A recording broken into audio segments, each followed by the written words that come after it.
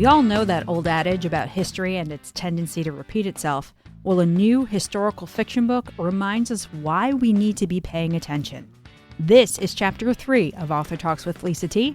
And coming up, author Madeline Martin chats with me about her World War II novel, The Keeper of Hidden Books. Plus, she'll share why she can't write in public. In The Keeper of Hidden Books, you have characters who are a mix of fact and fiction. People who are based on real-life characters, people that you created for this particular story. It's set in Poland during the Nazi occupation, and it centers around this young woman named Zofia, who joins the resistance, but is also focused on saving the books that the Nazis want destroyed. I guess my first question for you is, what drew you to this particular story in this time period? So, I actually have always wanted to write about Poland because my family is actually from Poland. Although now I realize my family's from Poznan, and being from Warsaw and being from Poznan are like saying you're from North America, and it's like being American and being Canadian. So now I know that. But I'd always wanted to write a book in Poland just because I wanted to learn a little bit more about my heritage. And so I really started digging. And I also didn't really know very much about Poland during World War II, despite it really kind of being the catalyst for the onset of World War II kind of really starting. And so, I started digging into it, and I learned so much about the Polish underground, which was fascinating to me. And I was going to start writing about that, and I actually had half of the book written. And then I found this incredible detail that were notes written down by the public Warsaw librarians. And I thought, oh my gosh, this is a story that I have to write. So I stopped. I threw out the entire book, and I started from scratch. My gosh, I can't even imagine, like, you have this whole book written. It must be completely thrilling to find a nugget, but at the same time, completely frustrating to know that you have this whole book that you've already put on paper. Yeah, it was crazy. I also had, initially it was going to be two POVs. It was going to be Janina and Zofia.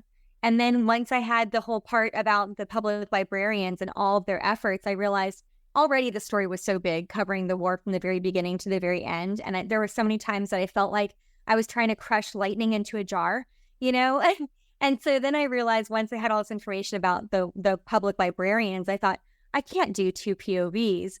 But, initially, Zofia was a little bit of a harder character, and it was perfect because Janina really softened her up. And so then when I did it to one POV so I could fit everything I needed to, I had to change Zofia's character. So, it was a complete, full rewrite, and I had to reach out to my publisher and say, can I get an extra month? And fortunately, they let me have an extra month, thank God. And I'm so happy with how it all really ended up turning out. I think it was like sort of destined to be this particular book. Well, I'm also glad to hear that I'm not the only one who didn't know of the story of Poland during World War II, and you have Polish heritage, and I don't. So, yeah, you're absolved. But, I'm amazed every time a book like yours crosses my desk, only because you would think all these years later we've exhausted every single World War II historical fiction angle there is. And more keep popping up. Yeah, I know. It's amazing. I actually have some little nuggets floating around in my brain for future ones also. So it's really, and I think it's so wonderful though that we have this incredible opportunity and this amazing platform to share these stories that would otherwise have fallen in the cracks of time. And I'm so honored to be a part of that. You're almost like an investigator, like digging through, historical investigator, PI. So, your book is at its core is really about the power of the written word. Right. I think it really resonates. I think it resonates with people like you and me and other book lovers out there just because of everything we're seeing nowadays with all these book bans and these fights against certain titles and certain subjects. And that's what the Nazis were trying to do too. They were trying to prevent certain ideas and certain subjects from being told. After doing all that research and writing this book, are you surprised we are where we are now in this whole argument? Yes, absolutely. And in fact, I wrote this book specifically about World War II. Like, there was no book banning agenda in my mind when I wrote this book.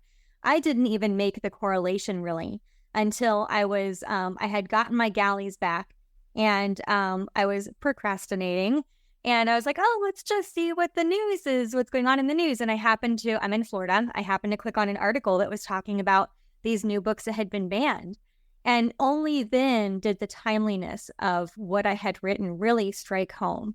And, to be honest, like, I kind of hope that because it wasn't written with an agenda, that it will be more profound, because it's not coming at it like aggressively. It's just, this is literally what people lived through and what was happening with these books. And it really is honestly so heartbreaking to see it happening today with all the book banning and everything around it. And you do name the type of books and the specific books that the Nazis were banning. And they're books that nowadays I think people might be surprised to hear, only because we consider them classics. Right. My H.G. Wells or The Invisible Man or Gulliver's Travels. And right. I think was Alice in Wonderland on the list as well. Maybe. I always had to like research to double check. Whenever it was a very carefully cultivated list that had a lot of research behind it.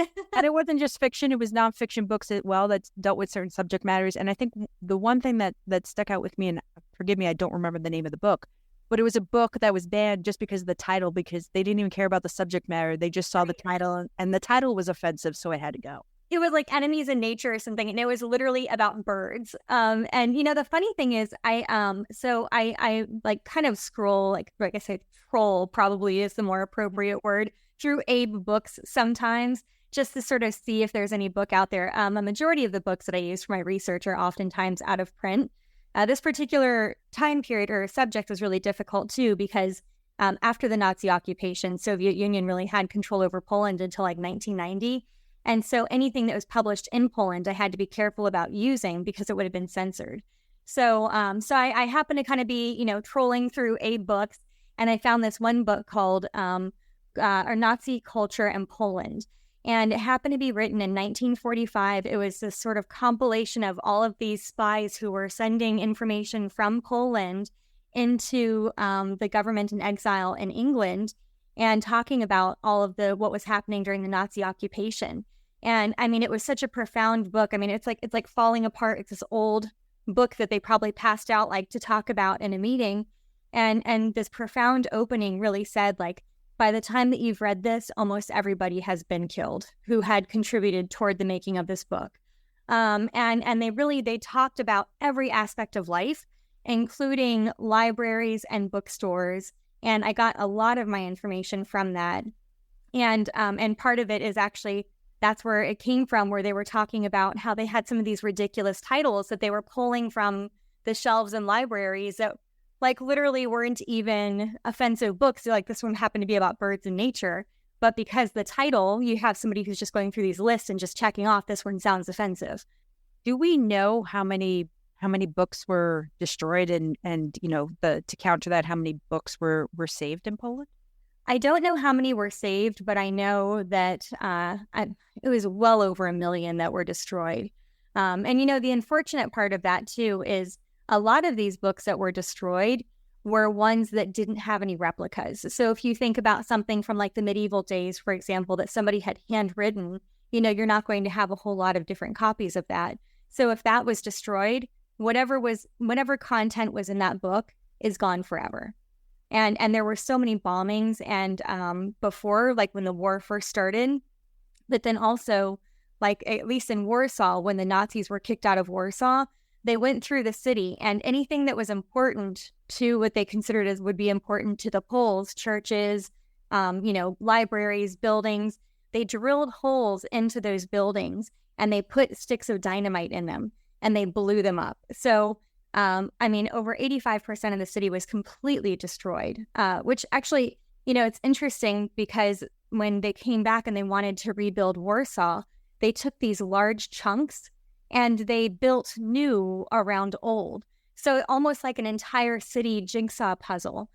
So the city of Warsaw today is still considered like a historic, like part of the historic heritage, because of how much old has been incorporated into the rebuilding of Warsaw.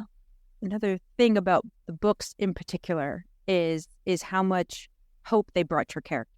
Yes. And how much peace and even, dare say entertainment. What I learned from your story is it wasn't just the Polish people with Jewish heritage who had been forced into the ghettos or, put on trains and sent God knows where, who were suffering. It was every single Pole across the country. Absolutely. And, these books were a way to offer a little bit of escape from the rations and the bombing and everything else that was going on. And I love the idea of these secret libraries. And I guess that's true, right? There were these little, secretive libraries where people could get books that the Nazis didn't want you to have. Yeah, well, and even just books in general. At one point, all of the libraries were completely closed to Polish people. They were not allowed to have any library books whatsoever. And the bookstores only sold German books. I mean, there was nothing for people to come and get. And so these librarians for Warsaw's public library had secret little libraries that they would set up, that they would bring to people. They would bring people these books. But then, of course, once they had a secret library, they could use what they'd been hiding in the secret warehouse as well.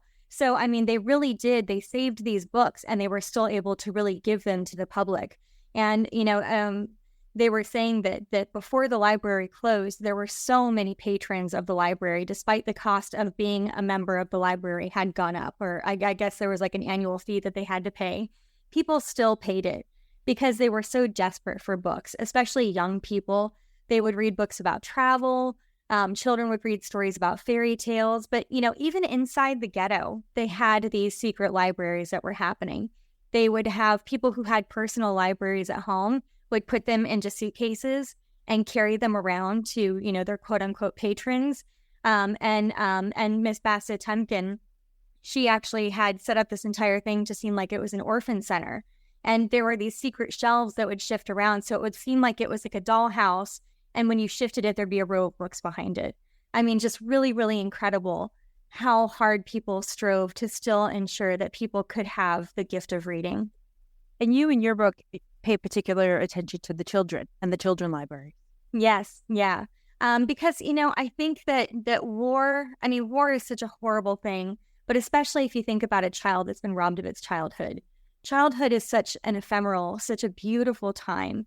And to have that completely stripped away, it's something that's just so heartbreaking.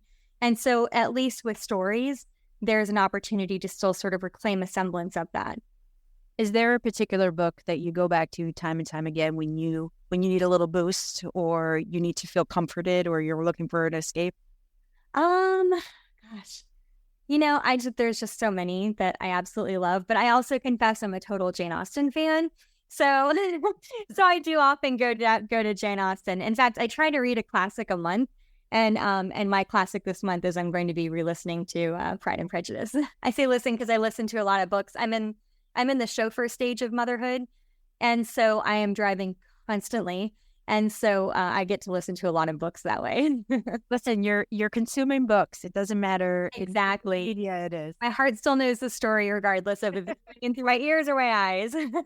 So another thing that your main character Sophia struggles with is this sense of helplessness, that she wants to do more to help those being mistreated, like her friend Yanina, who is Jewish, who gets put into the ghetto, but doesn't feel she can do everything she can because it would mean death for herself. And I think that's a feeling that's relatable nowadays, maybe not on that same level where you're facing death if you speak up when you see someone being mistreated or things being done badly. But how do we stand up for what we believe in when without becoming victims ourselves? Yeah. And I mean, that really is the struggle. And that's something that, she truly did struggle with, because one voice is one voice. How do you get an orchestra around you when people are so afraid of speaking up as well? And that is the difficult part. And it really is just the bravery to stand up and do it. And, I think that also like building community around you of like-minded people, which is really ultimately what the Polish resistance ended up doing, to be able to get to the point where they had the Warsaw Uprising. And I think also, by including that sentiment in your book, I think there are a lot of people who in hindsight will always say, so-and-so should have done more, or, people should have done more. Why didn't more, if more people had banded together? But I do appreciate that you kind of hit on how terrifying it was no matter who you were. Right. And that it's easy to say now when you've had time and space and distance, you should have done more. But in the heat of the moment, or in those years themselves, that was something that was not that easy to do. No, absolutely. I mean, it was interesting because I did go to Warsaw for 2 weeks, and I did my research while I was there, and just talking to some of the Polish people while I was there as well. And, they would say things like, well, if there was one family in an apartment complex who was hiding Jews, they would arrest or kill everybody in the apartment complex just for one family that was keeping them. Because in the Nazis' perspective, they all should have known. And so, so when you think about the consequence, especially of like your children could be killed, your grandparents could be killed, and the Nazis really saw the Poles as being just slightly above Jewish people. And so their intention was really to kill most of the Polish population and turn the remaining few, like 15 or 20%, into slaves and make almost like a new Germany in Poland.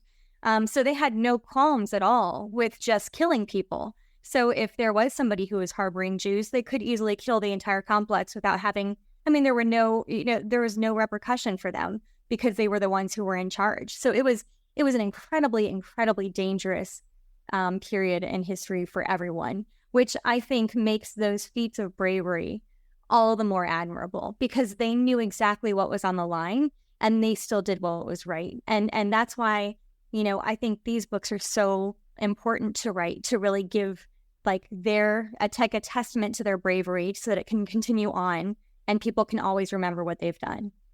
Needless to say, this book taking place in the time period where it takes place, there are characters who die. And I do like the way you have Zofia honor the dead. Thank you. In that she does things that either they stood for in life for the rest of her life, or she tries and does the things that she knew that they always wanted to do. And I just think that's a really nice way to honor people who were taken too young. Thank you. Yeah, it was even with writing this book, it was difficult just because there were so many dark and horrible things that happened in Poland. And I tried to like, I don't want to say gently show that, but essentially I was really trying not to be gratuitous with it, because my goal of this book wasn't to showcase the horrors. I feel like we all know the horrors. I wanted to showcase the bravery, and I really wanted to showcase the Polish fighting spirit and what everybody did to try so hard to really establish the strength of this is Poland and we're going to fight for what's ours. Okay, so now you've written about librarians working to save precious works of literature in Poland. You've written about librarians working as spies in Portugal. You seem to establish yourself as someone focused on telling stories about book lovers during difficult times. So, what's next? I can't tell you the name of it yet because we haven't gotten it all up and running and everything, but I'm frantically writing it because my deadline is coming soon. It is about books. It's not about anybody saving books per se, but books are still very much an important part of it. And this one is actually set in Nottingham, England. So I'm going back to England again. You're tapping into your Jane Austen fandom. Yes, I am. Well, because I had written The Last Bookshop in London, so there may possibly be a character cameo in this new book that was in The Last Bookshop in London. And readers always love that. And so do writers. And we love these characters. It's so wonderful to kind of get to see them walk on stage again for a couple minutes. I would always think that one of the toughest parts about being a writer and when you're writing standalone books and not a series is when you finally stop writing, you put their story to bed, and now you basically have lost an extension of yourself, an extension of your family, I would think. Oh, absolutely. Yeah. Because all of these characters are built with my heart. Like, even how you were saying that unfortunately there are characters in The Keeper of Hidden Books who don't make it. Like when those characters die, I'm crying. Like, this is why I can't write in public, right?